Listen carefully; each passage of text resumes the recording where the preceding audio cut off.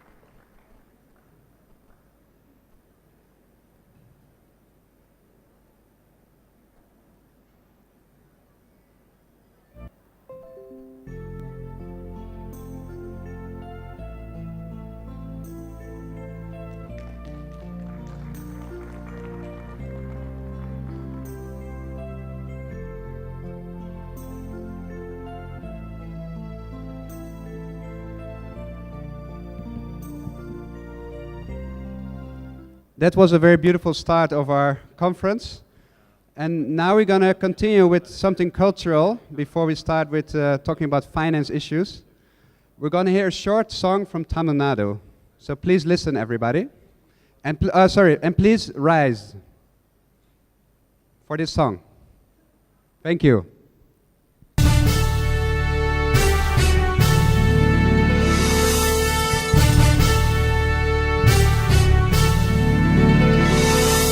நீராறும் கடலுடுத்த நிலமடந்தை கெழிலொழுகும்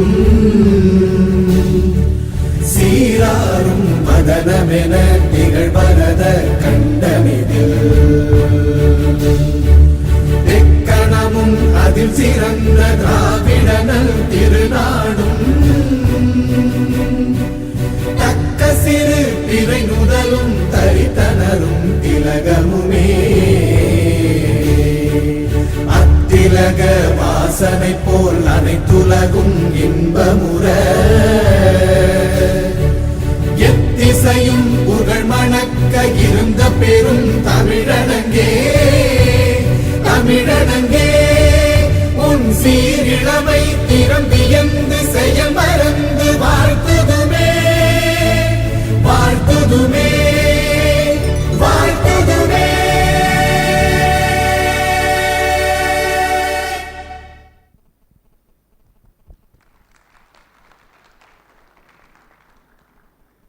Thank you, and it's great to be here in Tamil Nadu, which is a state that has so many natural and cultural treasures. Some of them are around our area, so we are in a very good location.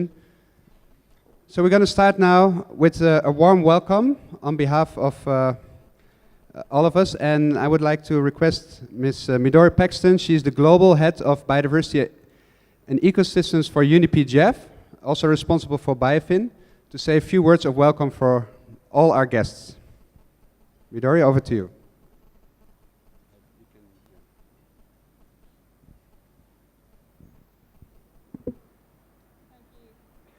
Hello? Both of them. Thank you, Yano. Good morning, Excellencies, ladies and gentlemen, and warmest welcome to all of you from the UNDP team. It's so wonderful to have gathered here, all of us, from the 36 BIOFIN countries. And I'd like to express our sincere gratitude to the government of India for hosting this third global BIOFIN conference. And we are also extremely privileged to have the presence of honorable ministers, joint secretary, the distinguished members of Congress, private sector representatives, BIOFIN donors, distinguished specialists and directors, and the UN resident coordinator in India. And also, of course, the UNDP country office colleagues, and also BIOFIN country teams. So as part of my welcome remarks, I'd like to share with you a little bit of my thinking about BIOFIN, but putting that in a bit of global and historic context. So let us turn the clock back a little bit. When some of our, or many of our grandparents, or in some cases great-grandparents or great-great-great-grandparents were born around 1900, the world was a very, very different place. The population was only 1 billion, and the life expectancy on average was around 40, and 65% of the world lived in poverty. And yes, we have made a great strides over the last 100 years, and I think life expectancy is on average, over 70 years old, and I'm always surprised to know that we have gained more in terms of life expectancy over the last 4 generations compared to over the last 8,000 generations. And since 1990, we have been able to lift more than 1 billion people out of poverty. But the gains of the 20th century have come at the expense of the environment. And these global reports attest to the fact. Every year, 20,000 elephants are lost to poaching. We lose 18 million hectares of forest and estimated 50,000 species. We are in the midst of 6 mass extinction. And also by 2030, I think you are now used to these statistics, we may be living in a world where there's more plastic than fish in the ocean. So in 1900, as I said, there was 1 billion of us. And today, 7.6 billion. And by 2030, there will be well over 8 billion. And we know if we continue business as usual scenario, by then, by 2030, half of the population will be living in an area with severe water stress, including 250 million people in Africa. And of course, the climate change is exacerbating our problem, and the food demand is going to rise by 50%. So there are lots of issues we are facing. And it is against this backdrop that the world agreed in 2015 on the Agenda 2030 for sustainable development. I think it's really an astonishing achievement of the humanity that with all the differences we have between nations and also within nations, that the world came to agree on this noble vision of leaving no one behind, and also recognizing that the three dimensions of sustainable development, economic, social, and environment, has to be addressed in a very integrated fashion through these 17 sustainable development goals. And recently we conducted a quick assessment looking at nature's contributions to SDGs and their targets. And this diagram is the result of the assessment. So you can see in the middle 17 SDGs, and those, each cell in the outer ring represents a target. So what this is telling us is that we need to nurture nature to be able to achieve these goals, because targets of almost all the SDGs can only be achieved if we harness nature's power to find solutions. So if you take hunger, poverty, health, water, jobs, climate, life below and above water, challenges associated with these goals cannot be solved without safeguarding what nature so generously offers us. We need forests to provide water to cities. We need plants and genetic materials for medicines. And we need good soil and pollinators for agriculture.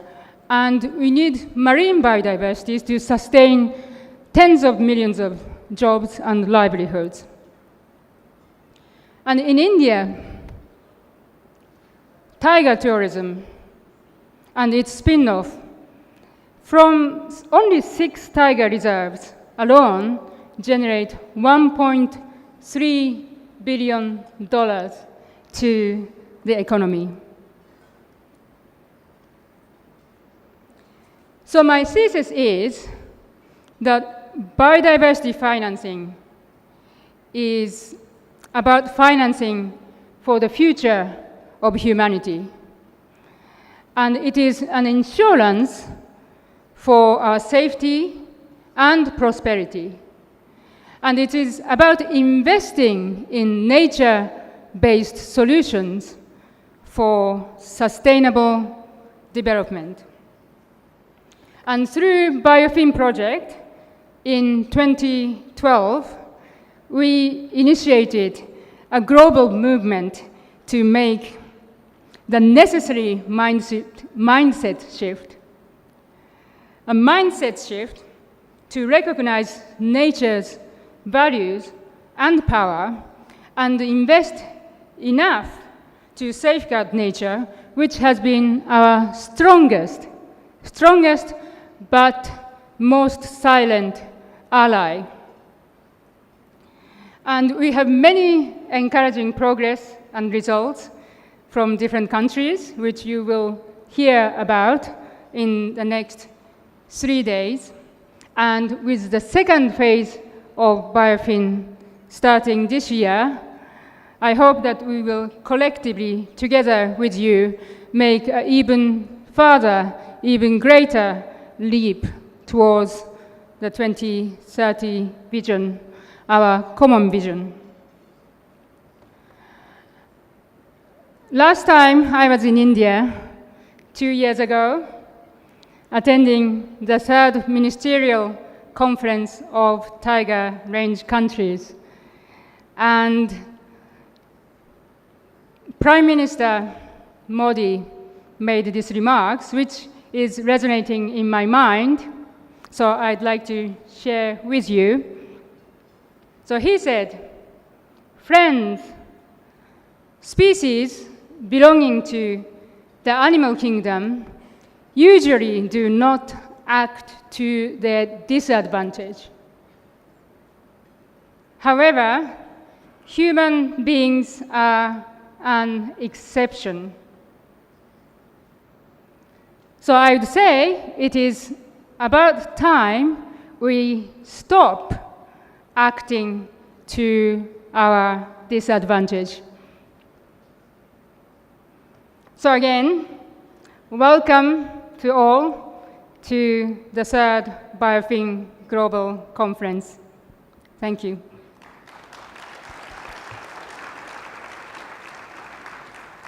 Thank you, Midori. And I think it's great you mentioned about the Sustainable Development Goals, because BIOFIN is definitely a model that you can roll out to look at financing of the biodiversity-related SDGs, while also looking at impacts of other SDGs.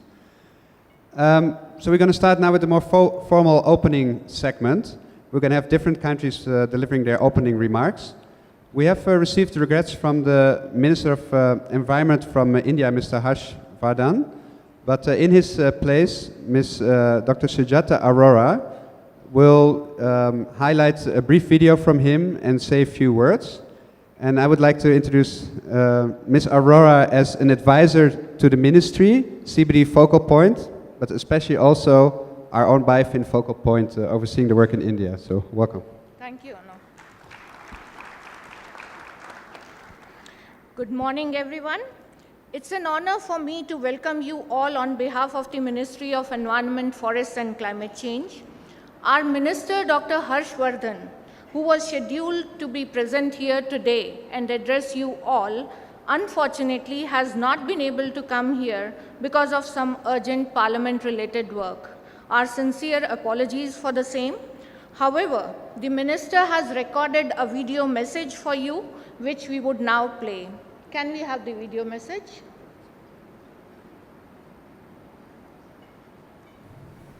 Dear friends, it gives me immense pleasure to address you at the inaugural session of the third BIOFIN Global Conference. It is an honor for India to host this important meeting in Mamallapuram. At the outset, I extend a warm welcome to the ministers and delegates from the 30 BIOFIN countries participating in this workshop. The world today is facing multiple challenges, such as halting biodiversity loss, addressing climate change, reducing desertification and land degradation, disaster risk reduction, and meeting sustainable developmental goals. Biodiversity and ecosystem services have the potential to deliver multiple benefits that can help us to address these challenges. The continuing loss of biodiversity, largely because of human activities, including consumptive lifestyles, is a matter of concern.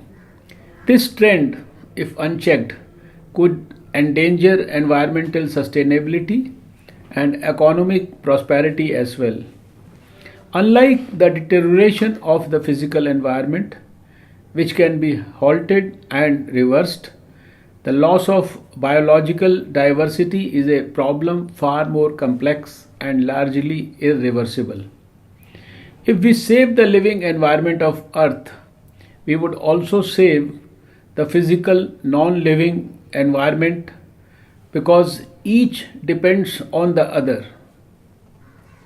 As a recognized mega-diverse country, rich in biodiversity, where millions of local people depend on ecosystems and their services for their livelihoods, conservation of biodiversity is a priority for India.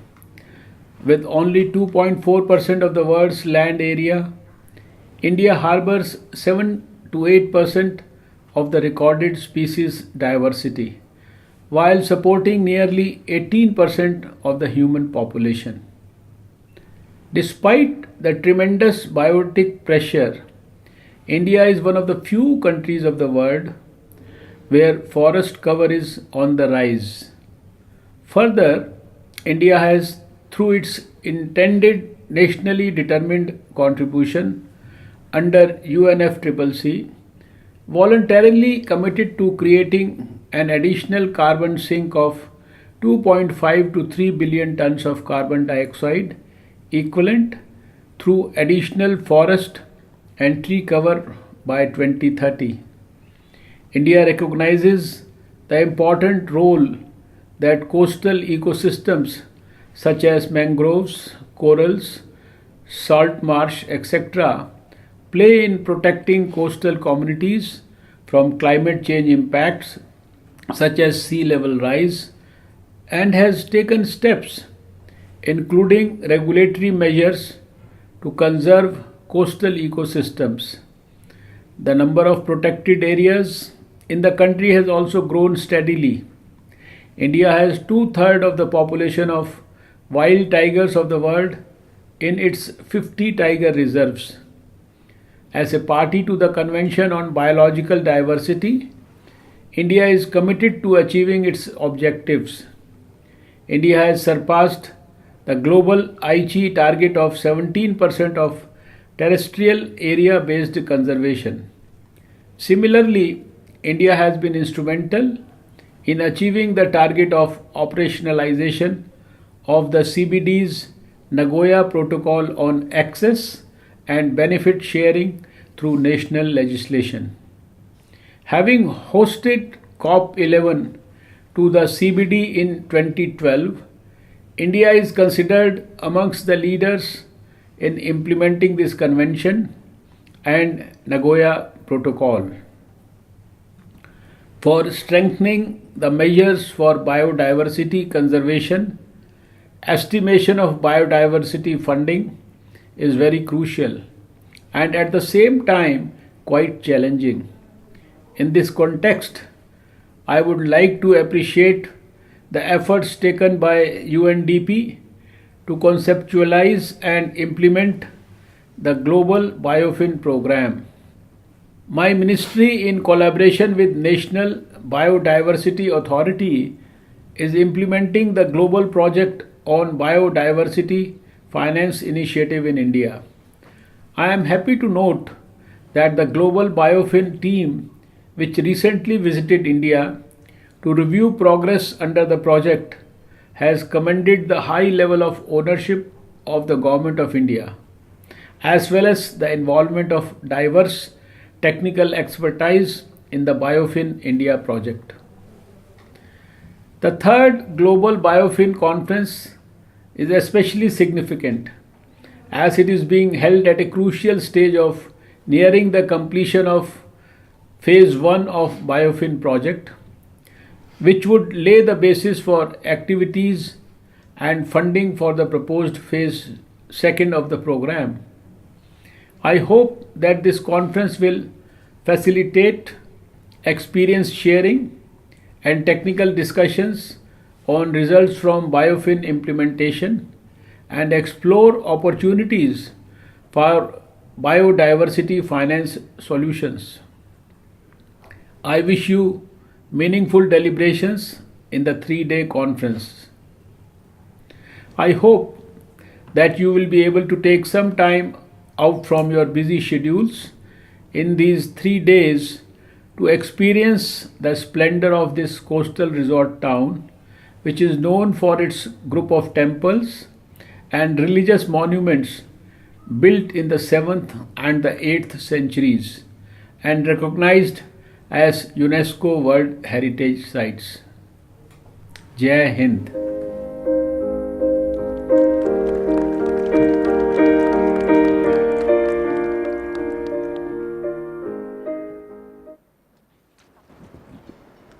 Thank you very much, and I just would like to highlight that we're really grateful for the leadership of the ministry, but actually numerous organizations in India on BIOFIN. It's a very unique model where they didn't hire a single expert, but everything is done by the government organizations themselves and with very great results. So this is something we really appreciate.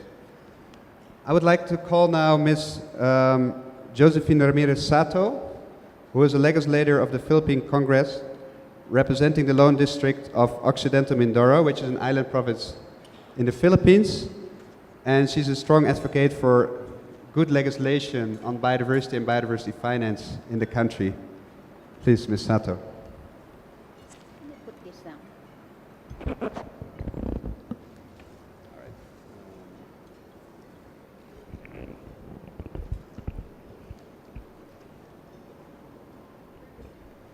Okay.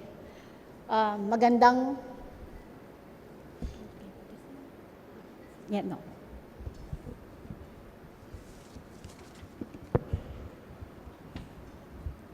No. I'm not just put it down. Yeah, like that.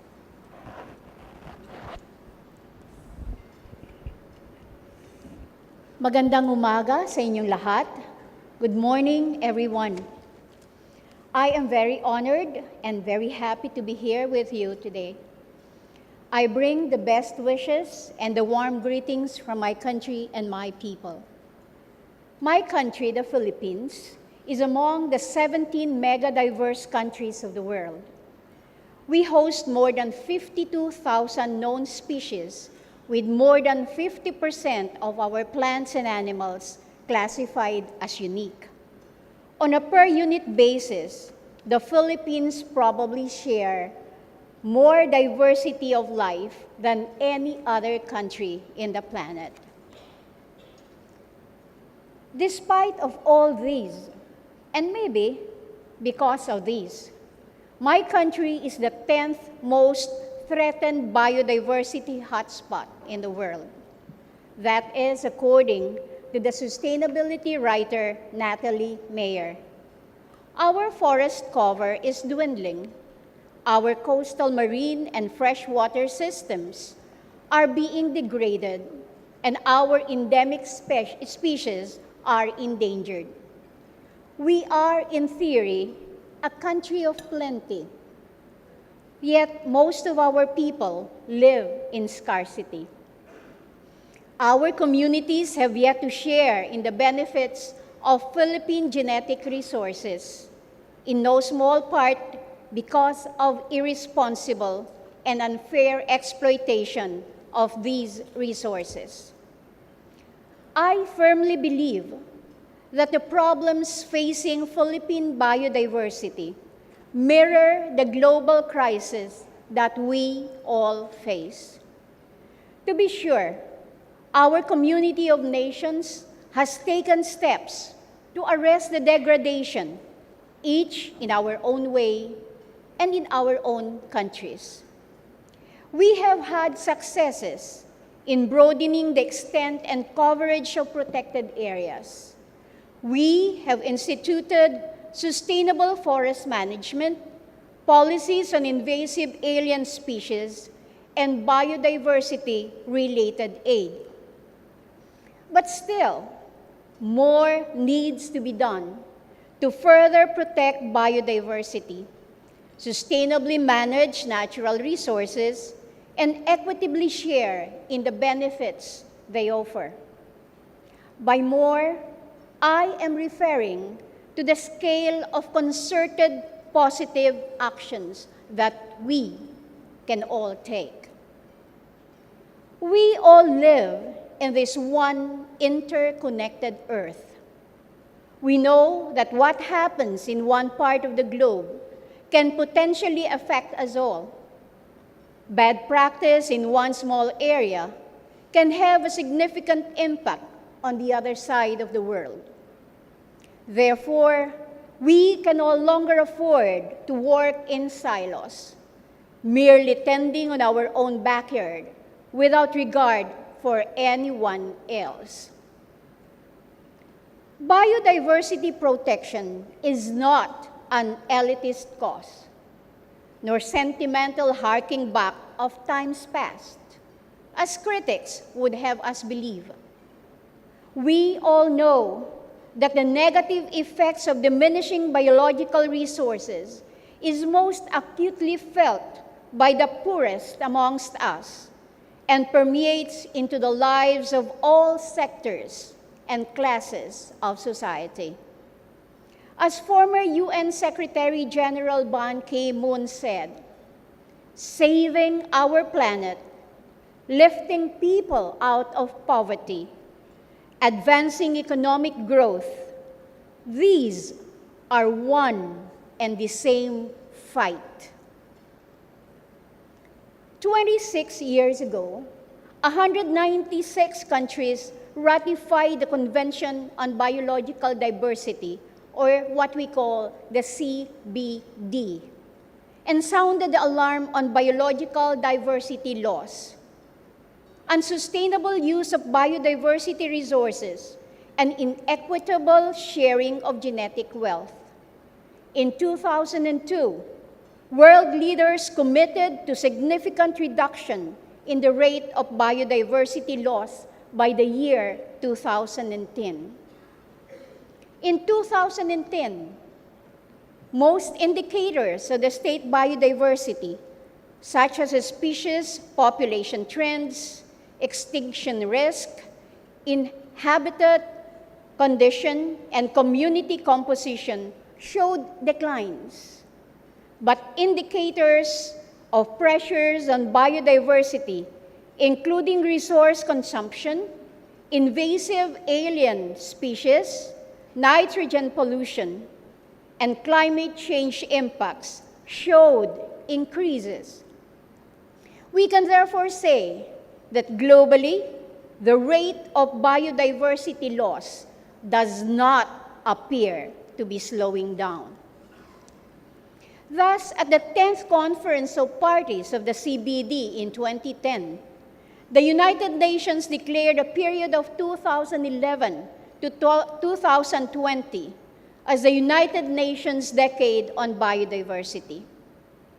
At that conference, 5 overarching goals were laid down, namely, addressing biodiversity loss, reducing pressures on biodiversity, safeguarding ecosystems, species, and genetic diversity, enhancing benefits for all from biodiversity and ecosystem services, and finally, ensuring participatory planning, knowledge management, and capacity building. Towards this end, I am here offering a concept that is rooted in a time-honored tradition in Philippine rural villages, where an entire community pitches in to help a family literally move their home from one place to another. We call this bayanihan. Bayani, the Philippine word for hero, is the root word of bayanihan. It is therefore pure and simple, collective heroism.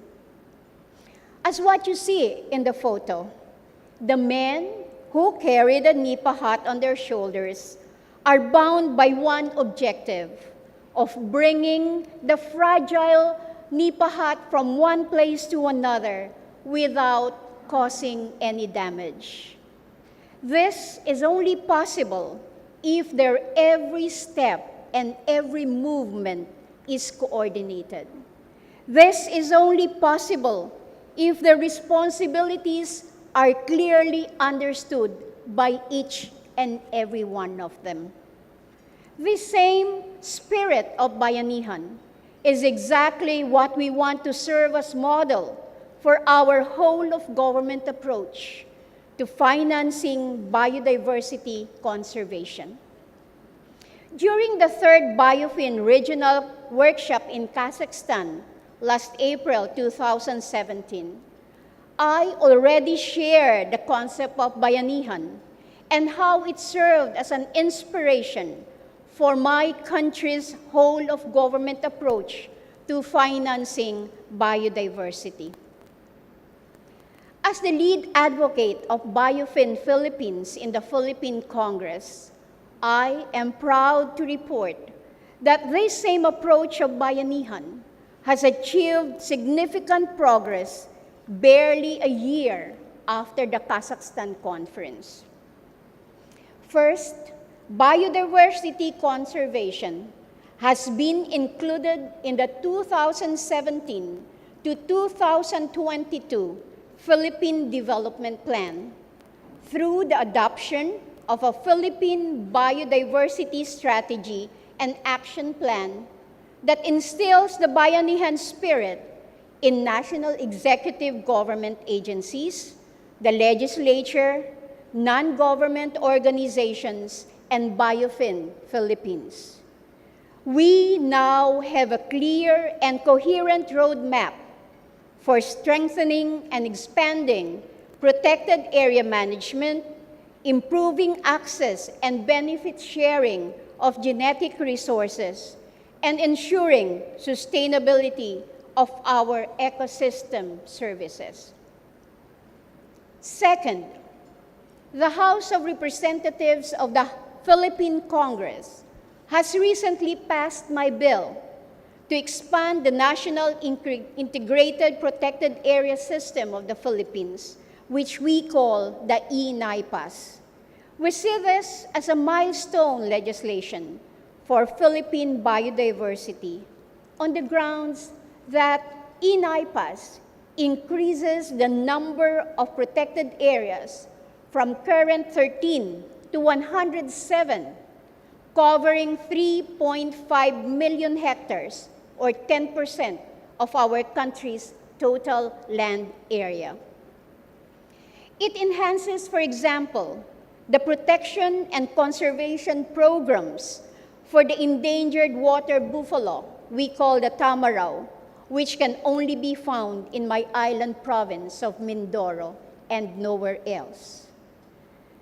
It protects the diverse marine biodiversity of Apo Reef, the pink coralline sand of the Great Santa Cruz Island in Zamboanga, and the Turtle Islands Marine Sanctuary and Tawi-Tawi, and many more unique marine and other species in the Philippines.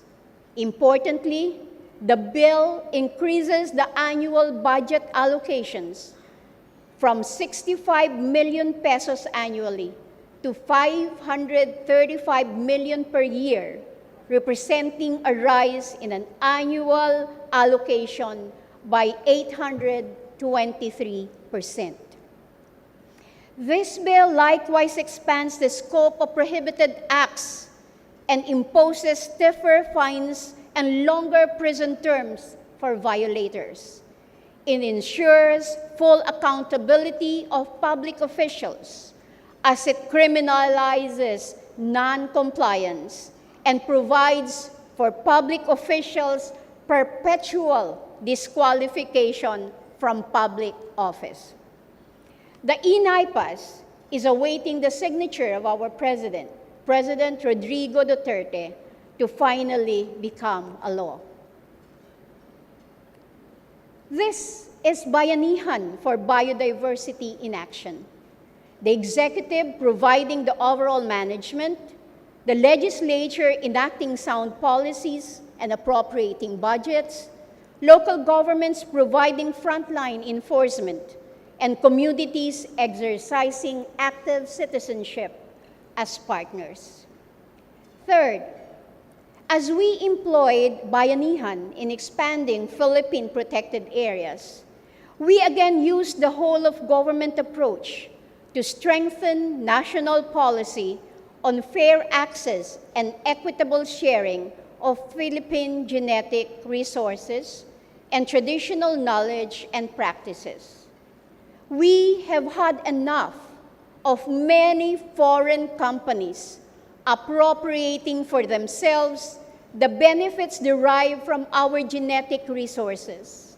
Just to name a few, YSL, or Yves Saint Laurent, has patented an oil extract from Philippine flower called ilang-ilang.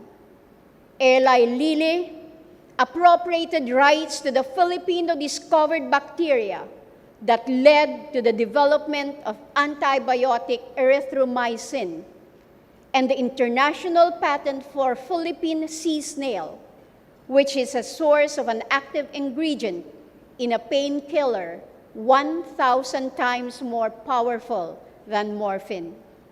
We say enough of this piracy of our genetic resources. Thus, the Office of the President is in the process of reviewing and finalizing an executive order creating an interagency committee on genetic resources and associated traditional knowledge towards effective mobilization of and coordination among national government agencies. In addition, the Philippine Congress is deliberating on our bill that ensures access and benefit sharing of Philippine genetic resources. Apart from ensuring fairness, it is expected to pave the way for economic development in our local areas. It is expected to pave the way for local involvement and income for individuals, businesses, communities, and even mobilize resources for government biodiversity conservation programs. And fourth, to further address the financing gap, BIOFIN Philippines and this representation again teamed up and filed a bill to allow the use of part of the government's share from the Malampaya Deepwater Gas-to-Power project to finance biodiversity programs and projects.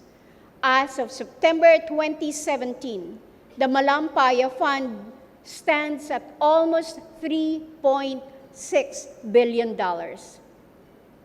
Our bill has been discussed in the Committee on Energy and was referred to a technical working group for public hearing and consultation. Again, we are very confident that this bill will pass and become a law this year. These developments, all within a year following the Regional BIOFIN Conference, clearly demonstrate that Bayanihan works in the Philippines. Today, I humbly advance Bayanihan from a country-specific paradigm to a global approach for biodiversity conservation. One planet, shared resources, shared responsibility.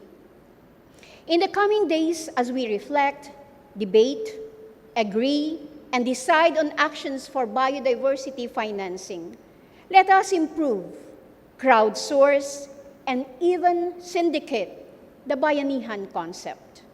We remain positive that a Bayanihan for biodiversity can work on a global scale, especially in the hands of leaders like you present here today, policymakers, decision makers, managers, and influencers.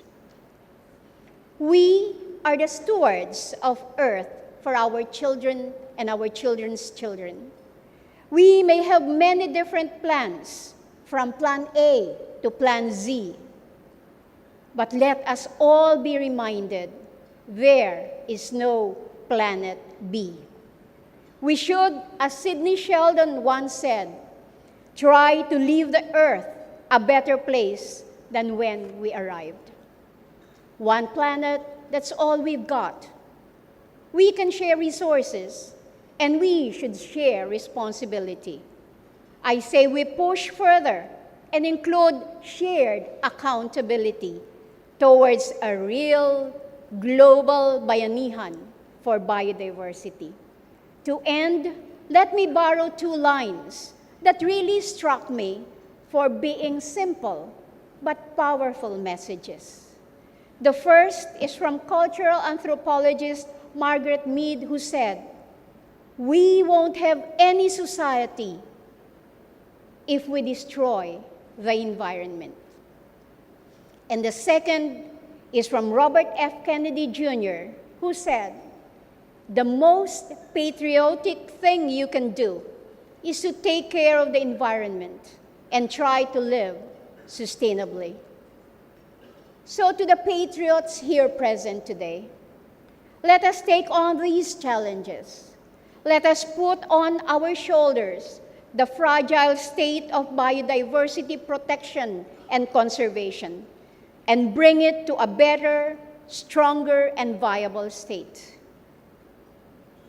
By doing so, we can prove to ourselves, to our children and our children's children, that you and I can become heroes of our own time. Maraming salamat po. Magandang umaga sa inyong lahat. Thank you very much.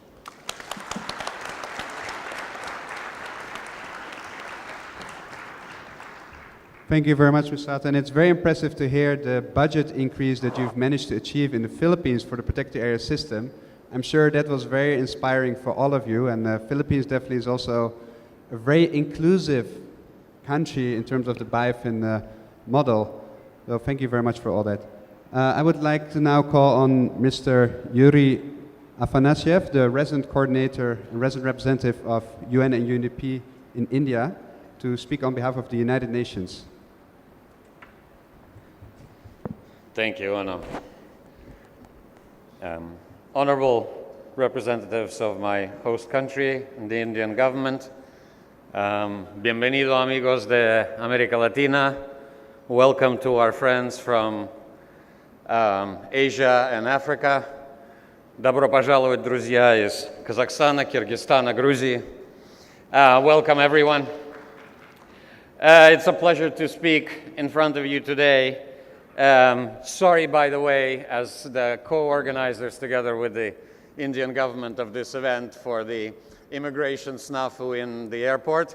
Our best goes to the people who apparently are now being released and led through, and they will be joining us shortly. But again, sorry to those delegations that experienced this not mild inconvenience. Some people were stuck in the airport since midnight last night. So we take the blame as the co-organizers, whatever the issues were with immigration. I also understand that this is not really a challenge for you because the BIOFIN group is a bit like a modern-day cult, I understand.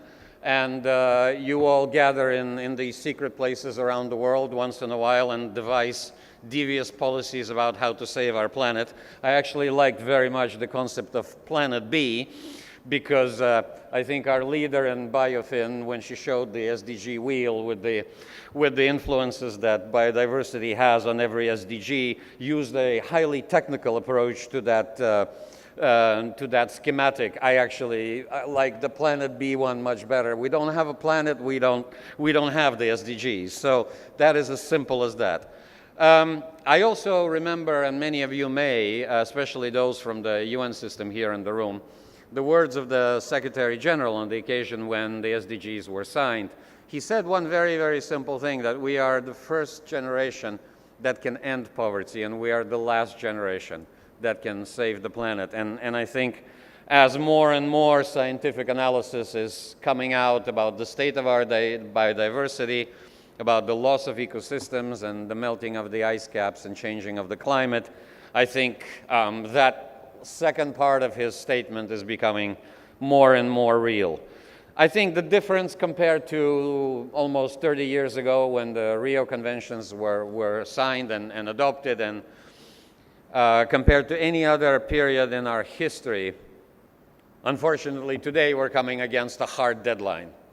A deadline beyond which, as somebody just said in the opening remarks, the recovery of ecosystems and biodiversity will be impossible because the process will be irreversible.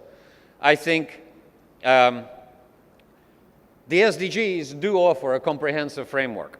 But how we apply good practices, behavioral change, and more importantly, where we find money to do all this are really the questions on the table of this 3-day gathering. But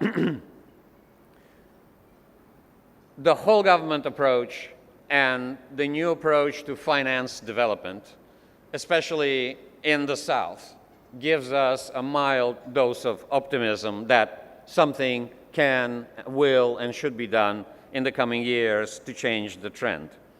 We firmly believe in the United Nations that it is gatherings like this, what we traditionally call South-South cooperation, is actually the platform of the future where countries that can easily relate to each other, understand each other's needs, but also appreciate each other's obstacles and restrictions can get together and devise innovative solutions and mechanisms to change things for the better. I think it is time for our member states to start raising, including in the UN and between themselves, the issues of how to make the instruments work better. I know from the three Undersecretary Generals who lead the three Rio conventions, and some of them actually will be here in Delhi next week because we are inaugurating with the Indian government the International Solar Alliance on the 11th. I know they are starting to raise questions about how some of the financial instruments, whether it's GEF, GCF, the LDN fund, and other new and emerging funds can actually work together to address biodiversity protection and other climate change challenges in an integrated way.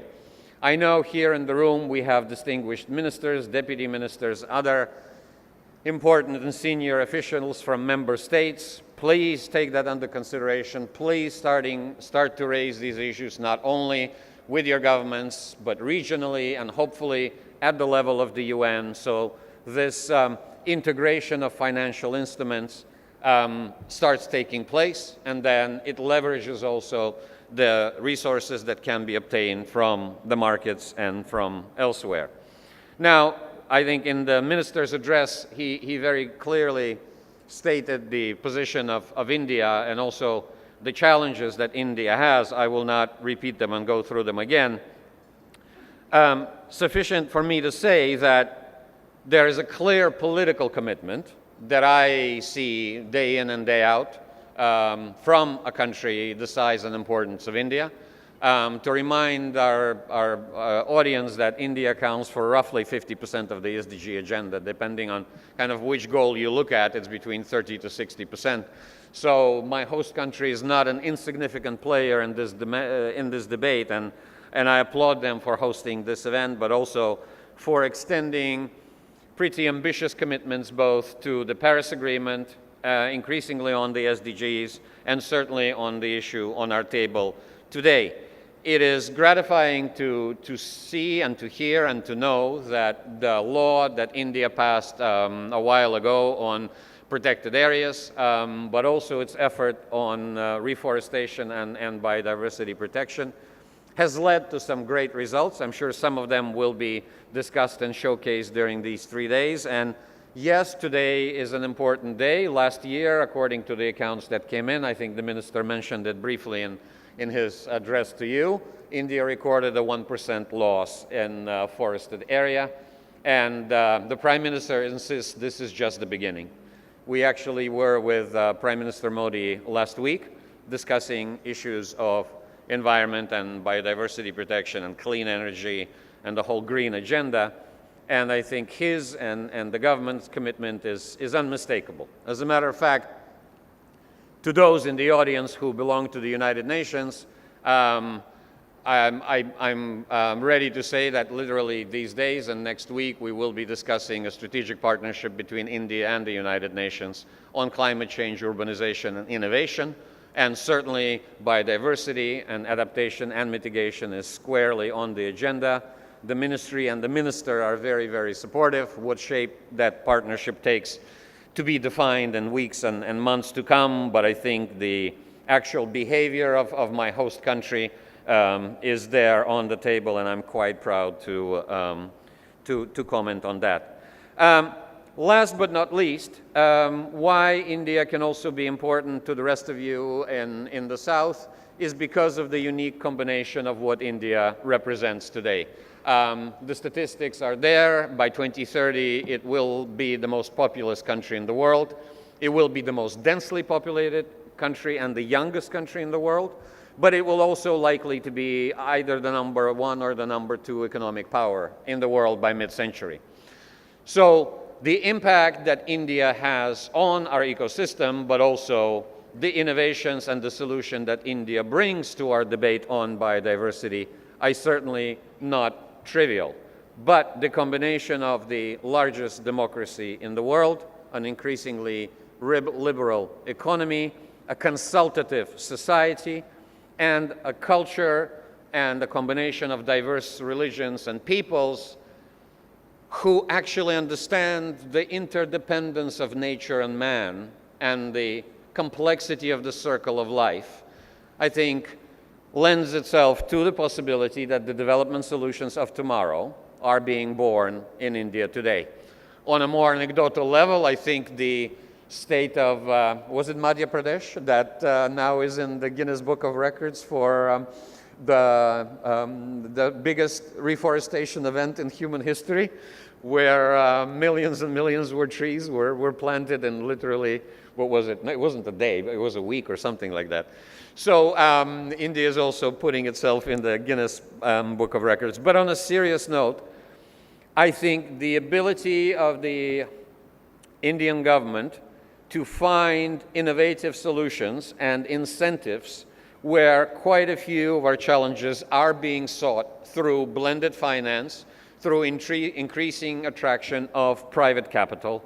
And I think you will hear a keynote address from our friend and partner and colleague here in India from Yes Bank in a minute, possibly giving some examples and ideas of how we can move forward, but lends itself to the question and to the answer that yes, private resources can be brought to bear to make a difference. As an example, we are working with manufacturers in the textile industry right now to change how supply chains work in the northeast of India, in the specifically biodiverse and fragile states neighboring the Himalayas and partially in the Himalayas. And the answers are coming. The industry increasingly is concerned by not only its image, but on the positive note, how it can make a positive difference in its country's future, in the lives and livelihoods of its citizens, and how supply chains, manufacturing behavior, other business practices can contribute not just through CSR. This is not a CSR discussion, but actually how to make the core of business models sustainable and how to do no harm. Let me stop with my introductory remarks here. Welcome you again all to India. Please enjoy not only the event, but as the minister rightly said, also the cultural, natural, and tourist sites here close by in Tamil Nadu. And welcome and good luck to you all. Thank you very much.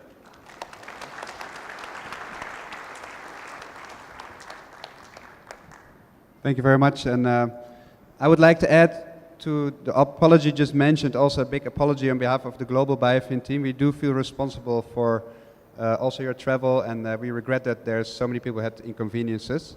And fortunately, of course, we soon hope to welcome those people that were held up.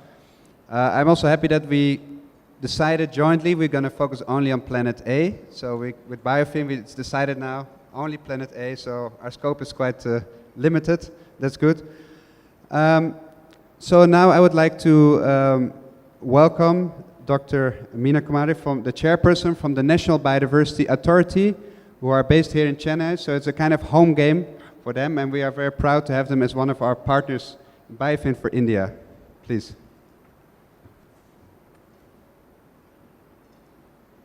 Thank you, Ono. Dignitaries on the dais, Mr. Tarcisio, Ms. Midori, Ms. Josephine, Ms. Jean, Mr. Yuri, Coordinator UNDP India, Dr. Sujata Arora, Advisor Ministry of Environment, Forests and Climate Change, distinguished participants from BIOFIN member countries and delegates, BIOFIN practitioners from India, ladies and gentlemen. It is indeed a privilege and honor for our country that we are hosting the third BIOFIN conference that has the gathering of 30 BIOFIN countries. I extend a hearty welcome to you all to India and to Chennai, the capital and the largest city of the state of Tamil Nadu. You are in Mahabalipuram, an ancient historic town and a bustling seaport in the first millennium, now turned a beachside tourism center with a group of Tamil monuments declared as UNESCO World Heritage Site. It is one of the most visited towns in South India. You will be happy to note that the headquarters of the National Biodiversity Authority, which is established to implement the provisions of the Biological Diversity Act, is located in Chennai. It's a matter of pride that this important conference is being held here. The first Global BIOFIN conference was held in Slovakia in the year 2014 and the second conference in Mexico in 2016. The present meeting, the third global conference, as you may be aware that India at the invitation of UNDP joined the BIOFIN initiative in the year 2015. Currently, BIOFIN initiative in India is in its third and this is the final year of implementation of phase 1 of the project. Phase 1 ends in December 2018 and so the conference is an important event to share experiences and learnings from 30 countries. BIOFIN process in India has generated important learnings for all the stakeholders through every BIOFIN step, such as the program and institutional review, biodiversity expenditure review, financial needs assessment, and as we move along, we will share our experiences and findings with a larger audience within the country to sensitize them about the need for more finance and funding for the biodiversity conservation and its sustainable use. BIOFIN in India is being implemented by the Ministry of Environment, Forest and Climate Change, hosted by the National Biodiversity Authority, working with two institutions, that is, one is the Wildlife Institute of India and the other, the National Institute of Public Finance and Policy. As one can see from the participating institutions that in India, there is a complete government ownership for the project.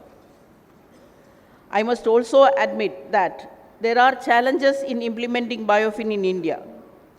Biodiversity management in India and the associated financing is truly an intersectoral subject, with sectoral initiatives on biodiversity conservation being undertaken by several ministries and departments of Government of India.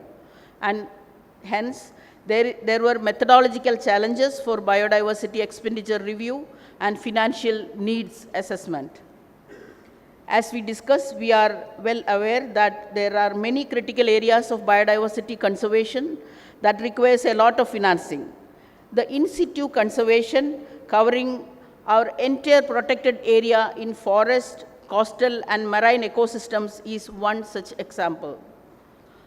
The number of schemes formulated and finance allocated for in situ conservation in the country needs a revamping, and there are several areas of National Biodiversity Action Plan that requires drastic scaling up of financing. Many positive examples are there on proactive ODA funding for biodiversity conservation, and in this regard, the Tamil Nadu Biodiversity Conservation and Greening Project, funded by Japan International Cooperation Agency to the tune of rupees 686 crores, is one such example.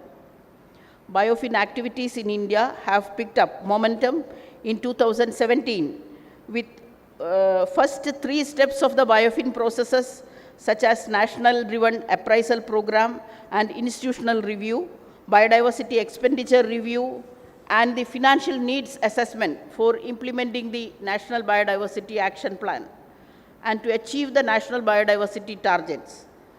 It was finalized at the initial results obtained through the project. The first phase of BIOFIN promises useful results.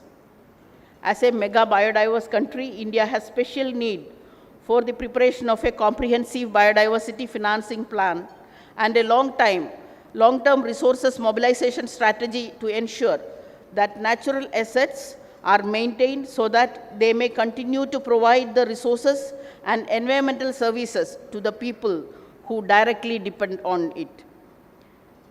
Towards this, an international BIOFIN workshop was organized on international and novel economic instruments for biodiversity conservation at the Indian Institute of Management, Bangalore, over 2 days during 17 to 18 November last year. We hope to take forward the learnings from the conference also. As you are in Chennai, please don't forget to capture a glimpse of the ancient monuments and sculptures which depict the rich cultural heritage of India in and around Mahabalipuram, and also the overwhelming hospitality of India and traditional Indian cuisine. You are right here at the longest beach in Asia, only place in the world where archaeological ruins spill so dramatically on the shore, rimmed with swaying palms, cool breeze, ivory sand kissed by gentle waves, which makes this spot an enchanting tropical paradise. I wish the global conference a great success. Once again, I welcome you all, and like most of you, I look forward to the deliberations and discussions to come up with resolutions which will be taken forward by the partner countries. Thank you very much. Jai Hind.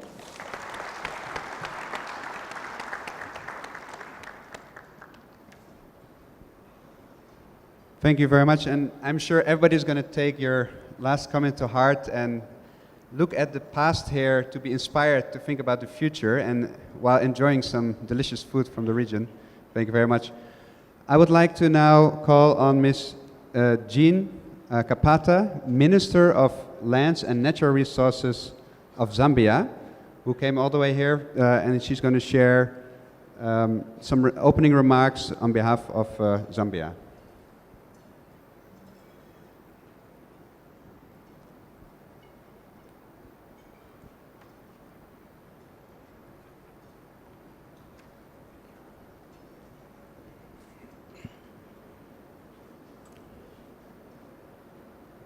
Good morning, everyone.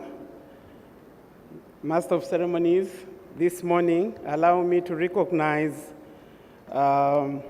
His Excellency Dr. Harsh Vardhan, Minister of Environment, Forests, and Climate Change of India, represented by Mrs. Arora. Your Excellency Tarcisio Granizo, Minister of Environment for the Republic of Ecuador. Your Excellency, Mr. Yuri Afanasiev, UNDP Resident Coordinator for India. Your Excellency, Ms. Josephine Sato, Congresswoman from the Philippines. Dr. B. Minakumari, the Chairperson for the National Biodiversity Authority for India. Mrs. Namita Vikas, Chief Sustainability Officer, Yes Bank of India, Your Excellencies, other ministers that are present here, head of the delegations, ladies and gentlemen. Your Excellency, first of all, let me thank you, and through you to the people of India, and Chennai in particular, for the warm hospitality that has been granted to us since we arrived with my delegation and the delegation from the southern region of Africa. I also wish to thank the United Nations Development Program and the Biodiversity Finance Initiative Global Team for the excellent arrangement for the conference. I wish to share with you the situation in my country regarding biodiversity conservation, as well as the challenges that we are facing in this regard. You may wish to know that Zambia is endowed with abundant natural resources and rich biodiversity as reflected in the wetlands, rivers, vegetation, and wildlife, as well as agro-biodiversity. These are conserved in our 480 forests, reserves, 20 national parks, as well as other conservation areas such as ranches, fisheries, and national heritage sites. About 40% of the country's total surface area is dedicated to conservation. We are committed to protect our natural resources and ensure that future generations enjoy the same value we currently derive from them. However, like any other country, we are facing challenges in our conservation efforts. For example, we have to contend with overharvesting of these natural resources, such as forests, wildlife, and fish, to mention a few. In addition, we have capacity challenges in enforcing the laws that have to put in place.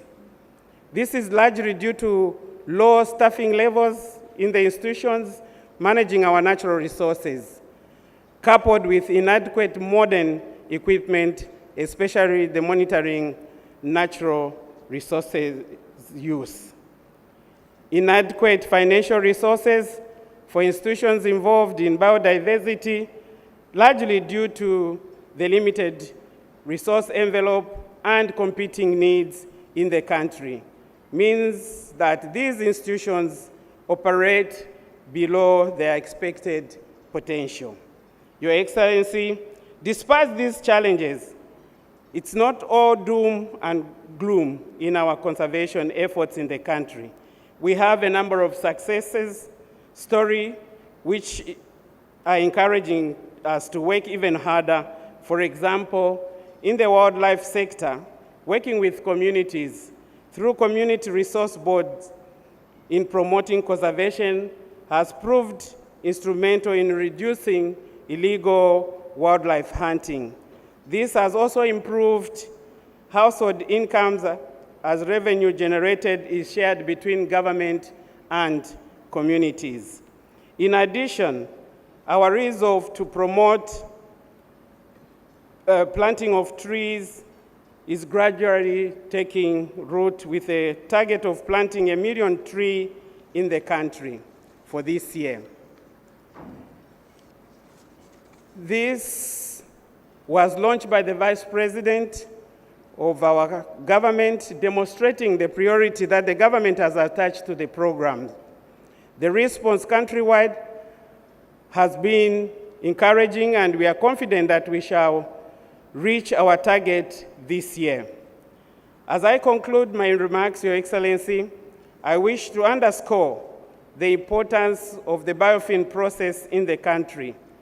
As I highlighted earlier in my remarks, financing is one of the challenges that we have faced in conserving our biodiversity, and therefore, the solution being advanced in this process, we are encouraged that the BIOFIN process, especially the financing solution being recommended, will help us address some of these challenges and sustain our ongoing conservation efforts. Your Excellency, once again, I wish to thank you for the excellent arrangements and the opportunity to address this august House. I want to thank you for your attention. Thank you very much.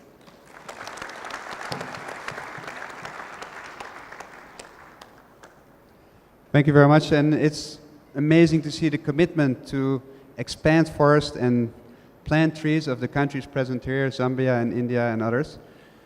So now let's move to a country which has also a lot of rainforest. I'm very proud to welcome Mr. Tarcisio Granizo, the Minister of Environment of Ecuador, to give the final opening remarks of this opening segment.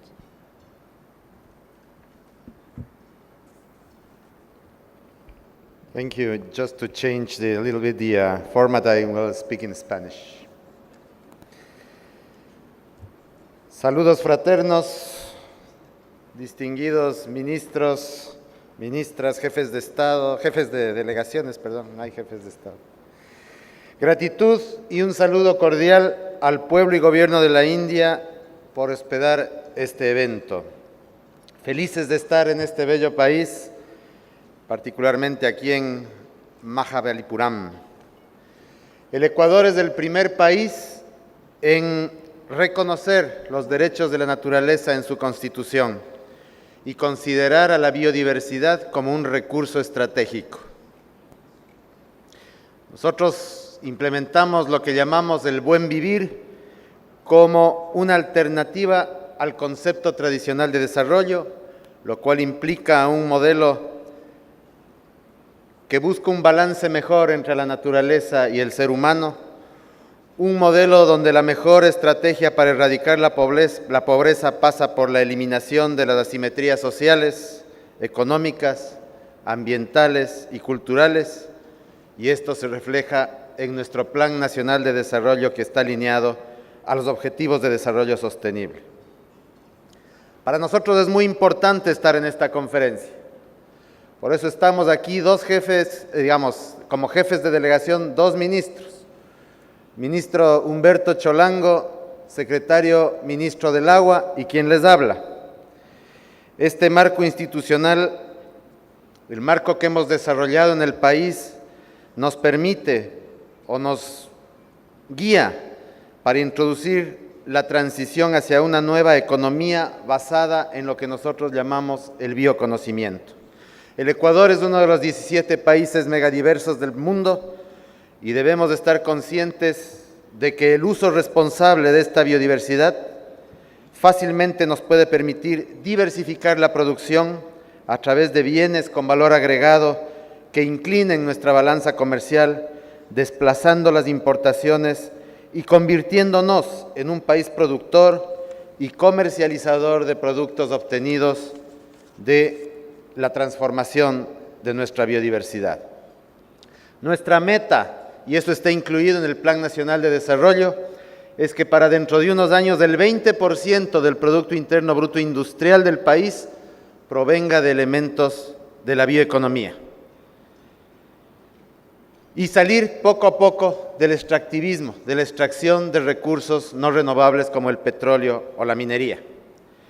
Como Ecuador, nuestro compromiso con el medio ambiente es real y lo demostramos con acciones concretas.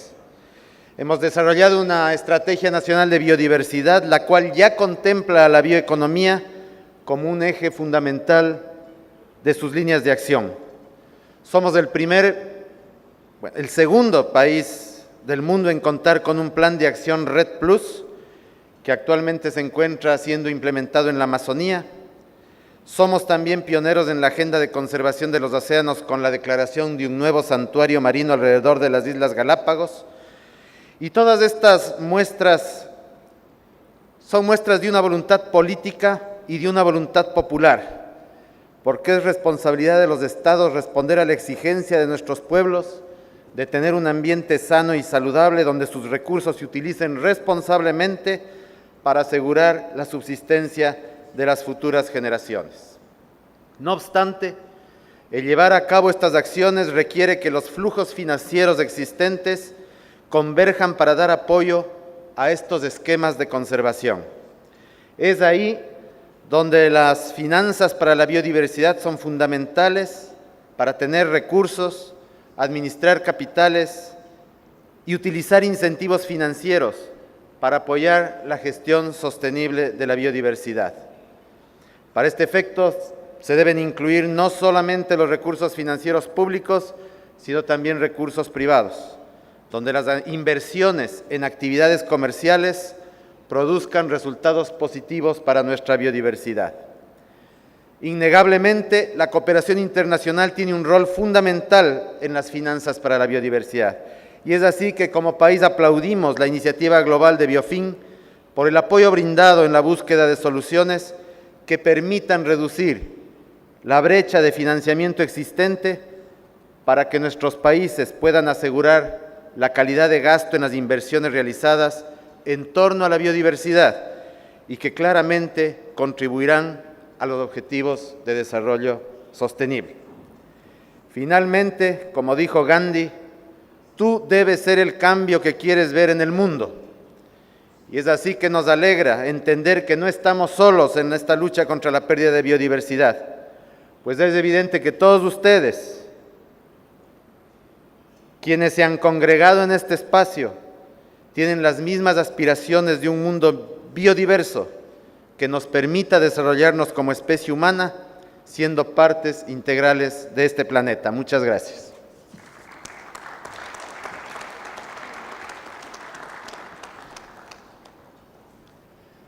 Thank you very much, and it's amazing to see how many different finance solutions you're working on in Ecuador. I think that's really inspiring for all of us, and we definitely hope to learn more from your work in the coming 3 days. I know you're featured in several other sessions as well. So with that, we conclude our official opening segment. I would really like to thank our high-level dignitaries very much for speaking to everybody, and you're now most welcome to blend in and take a seat in the room as we close this opening segment.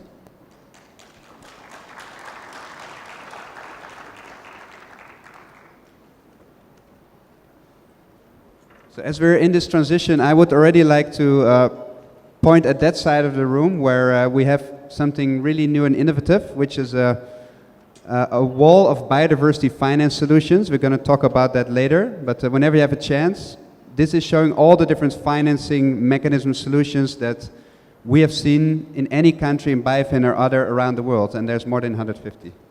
Please.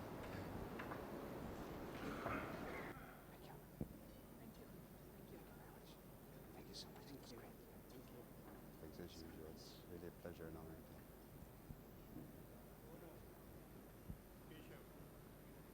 Oh, hey, nice to meet you. Yeah, great. We're going to have now our keynote speech, so I'll come say hello after. All right. Just now? Yeah, just now we have a speech.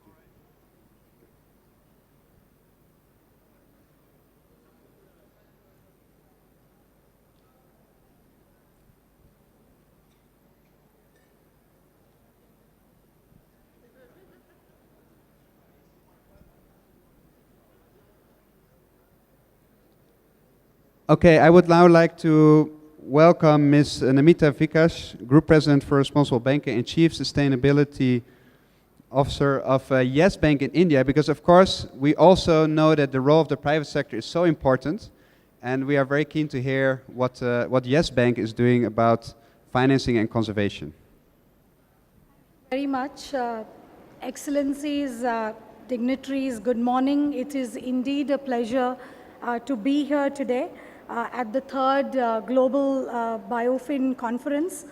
Thank you very much for inviting Yes Bank. We are the fourth largest private sector commercial bank in India, but ahead of sustainable and climate finance, always innovating pathways to sustainable development. Well, India being one of the mega diverse countries in the world, this conference here in Chennai is being organized at a very opportune time. Biodiversity is an absolutely important agenda for India, and investments in this critical area would need to be really accelerated, given that it addresses poverty reduction, economic sustainability, and of course the full range of sustainable development goals which we saw the other speakers explicitly mention here earlier. Biodiversity loss is undoubtedly a major environmental challenge facing humankind, as it provides a range of invaluable services impacting society as well as economic activity. And since I'm from the private sector, I would really talk on behalf of the private sector. So if business continues as usual, a further 10% loss in biodiversity by 2050 is expected, says an OECD Environmental Outlook to 2050 report, thus threatening the provision of these services. Therefore, it is time to act now.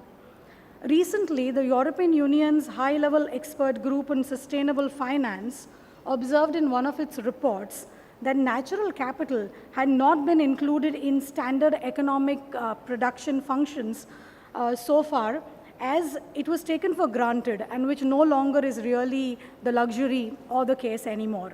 It is important to therefore note that the 6 out of the 17 SDGs specifically address natural capital production, and 7 others depend on natural capital for its implementation, making it a priority area.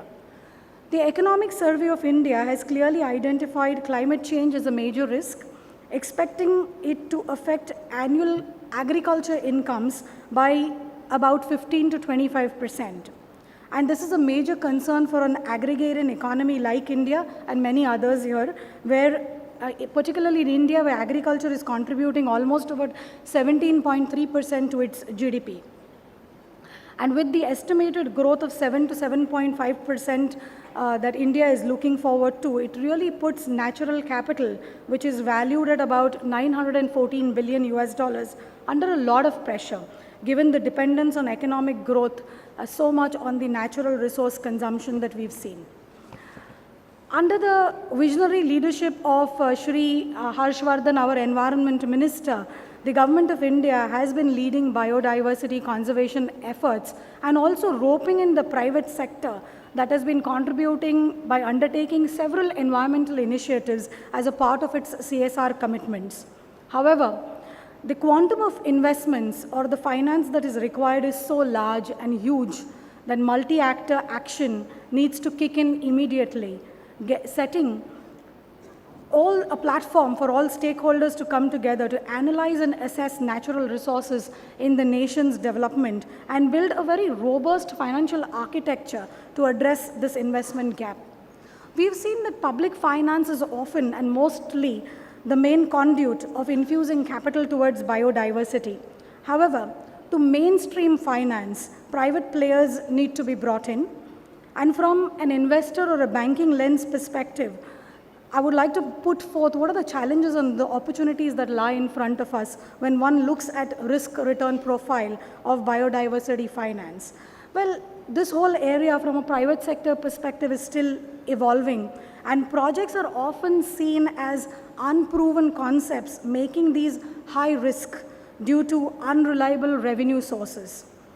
High dependencies on externalities and a probability of minor fluctuations that could reduce revenues further increases the risk profile, reducing investor interest and bringing unviability to projects when it comes to private sector finance.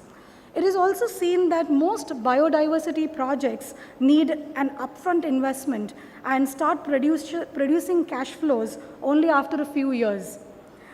Given that these are long-term projects with long tenures, it is less attractive to investors who are looking for short-term and immediate gains. Biodiversity projects tend to have multidimensional benefits, some preventing future losses and some direct benefits to the community. Therefore, it becomes very difficult to monetize and look at the ROI, the return on investment that the private sector is constantly looking at. And there is no real framework to calculate how preserving wetlands can avoid floods, but this benefit cannot be translated into the returns for investors. Adding to these overarching challenges within the Indian financial sector, there is also a lack of means and expertise to understand the risks or develop products for biodiversity finance. Due to the multifaceted nature of projects, relevant specialists who would understand ecology, law, public policy are often missing or very less in number within the financial sector, which adds up to the challenge. In order to have a financial system cognizant of biodiversity, it would be therefore very important to build environmental fiscal reforms, payments for ecosystem services, biodiversity offsets, markets for green products, biodiversity and climate change funding, international development finance that needs to be brought to the table, which is really very, very important in today's day and time. Now, while there are all these challenges, there is a huge potential and a huge opportunity that is in front of us. And I would like to propose 4 areas that collectively the governments, the private sector, the civil society needs to really look at. First, it is very important to build capacities. Biodiversity finance as a concept needs deeper knowledge, trained specialists, and awareness within finance professionals to look at risk management, credit enhancements, blended financing, and differentiated financial structures to really infuse capital in these areas. Global coalitions like the Natural Capital Coalition and the Natural Capital Finance Alliance are currently in the process of developing frameworks. The Natural Capital Finance Alliance was formed by the UNEP-FI and the Global Canopy Program, which has 45 private sector financial institutions which are developing the finance sector supplement that would help banks, investment companies and insurance companies to look at natural capital from an impact and a dependency perspective. The supplement would map investment opportunities addressing the risks of operations in a very holistic manner. Successful application of the financial sector supplement has the potential to identify opportunities in biodiversity finance, which are usually overlooked by the private sector, channelizing more finance into these areas. Additionally, at a country level, holistic plans are being developed. We've seen the Government of India, the Philippines, and the other governments who presented here. And this would be really useful to create as a core plan that will tackle climate change as an issue. My second area is addressing the most critical parameter when it comes to private sector finance, and that is the perceived high risk of biodiversity finance. Various mitigation methods can be deployed to improve a particular project's expected risk-adjusted returns. For example, the NCFA, that's Natural Capital Finance Alliance, is formulating environmental risk management project that will enable financial institutions to better understand, assess, and integrate natural capital related risks into their existing risk management processes. This would certainly then help financial institutions direct more capital towards companies that are embedding natural capital risks like droughts and floods in the areas of operations. Debt risks can then be tackled through liquid collaterals, and equity risks can be addressed through assured cash flows. Guarantees by developmental financial institutions or governments would further reduce the risks and increase investor appetite who seek market level returns in addition to conservation impact, thus making projects investment grade. Thirdly, it is very important to look at innovative financial mechanisms, particularly for banks, because banks really look at future cash flows, long-term tenures, and strong credit enhancements. We've seen that the green bond market has exponentially grown to be at about 130 billion USD today. In India alone, we have formulated a green bond market of about 6.5 billion. And the next big disruption is in water bonds, that is blue bonds and forest bonds. We have seen the IFC recently do a very innovative financial instrument that is creating value for investors, and this is particularly through forest bonds that were issued. Now, these could be really replicated in several countries by multilateral development banks, financial intermediaries, and of course governments, wherein the bond issuer can generate revenues by placing the yet to be issued carbon or ecosystem services credits as collaterals, or by selling certified forest related products such as timber or ecotourism. So, and then it becomes very attractive for the private sector to come in as co-investors through de-risking and bundling of small projects, thus taking support from supranationals like the GCF or the GEF, and formulating a kind of a blended structure that can fuel finance to biodiversity as a whole. Lastly, my point is on a structured financial approach which is seen very successfully in the Tropical Landscape Finance Facility of Indonesia. There, it leverages private finance for public good by scaling up investments in renewable energy and landscapes, resulting in enhancing the GDP of the poor. This is achieved through sustainable production of agriculture commodities and improved smallholder productivity with reduced deforestation. The facility bridges the gap between government and private sector and communities, coordinating cross-functionality to bring about large-scale social impact and positive change. A similar facility can be replicated in India, where there are large communities in Kerala, West Bengal, and Uttarakhand, which are dependent on forests, and then they can get the benefit of private investments while simultaneously contributing to conservation of local forests. In India, Yes Bank has been pioneering some work on natural capital, and last year developed reports on natural capital mapping and valuation, which our very own Environment Minister released. Now, the report really aims to place a value on natural capital, thus making private financiers and investors aware of the cost that is associated with conservation finance and how this can get translated into profitable investment opportunities over the long term, and also help achieve the country's SDGs. Well, it is very evident that biodiversity finance is an untapped market which is ready to be developed. Estimated annual biodiversity financial requirements is anywhere at about 500 billion USD, and the current annual global biodiversity funding is at sub 70 billion US. Now, there's a huge gap, and then there is a huge opportunity. So while the government of India, various states have put in considerable effort and money in conservation of forests, especially in endangered species, it is time for the private capital to really step in and play its part. We at Yes Bank very firmly believe that favorable policy environment, along with private finance, focused on biodiversity conservation, should pave the path forward for achieving India's SDGs. Thank you very much.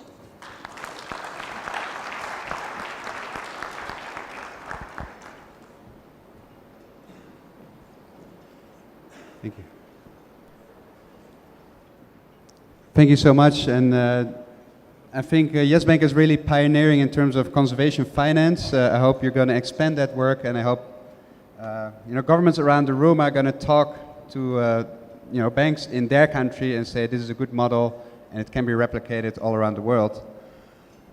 So we have come to the end of the session 1. So I'm going to from here on hand over to our third BIOFIN Global Conference facilitator, and I would like to call on Ms. Gillian Mayers, who I think many of you already know if you joined our previous global workshop. So Gillian, from here over to you. Great, thank you very much, Anno. Welcome everyone, it's very nice to be with you again. You'll be hearing from me, certainly in the plenary sessions, and in the next session I'll tell you a little bit more about how we're going to work, some of the special features, etc. But now it's time for coffee break. So I'd like to invite you to first join us for a group photo. So we're going to have a photograph taken just out here. Please walk past coffee and be in the photo first, because if you stop for coffee, you'll miss the photo, and you don't want to miss this photo. We actually are going to take the photo with a drone. So there will be a drone who's going to take it from above, because we're a group of 220 people. So please, we're running a little bit late. We started a little bit late this morning. Our second session will start at 11:30. So that should give you plenty of time for the photo and your coffee, but please be back at 11:30 promptly and join us now for a photograph. So we'll go out these doors and our photographers will help us set up for a quick group photo. Thank you.